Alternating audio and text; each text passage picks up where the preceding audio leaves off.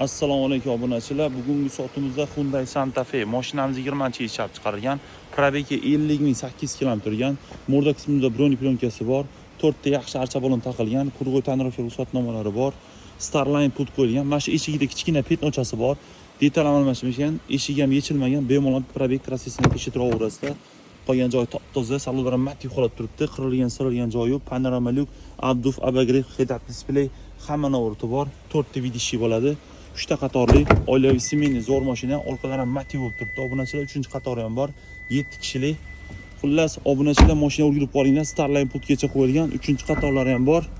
3-qatorda sidinasi даже ko'tarilmagan ham, salafan ham yechilmagan, заводской shtorlargacha turibdi.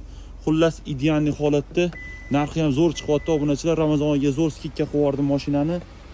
Mashina narxiga kelsak, narxini 28.900 dollarga beraveramiz. Yana kelishtirib chornaq qilib beramiz.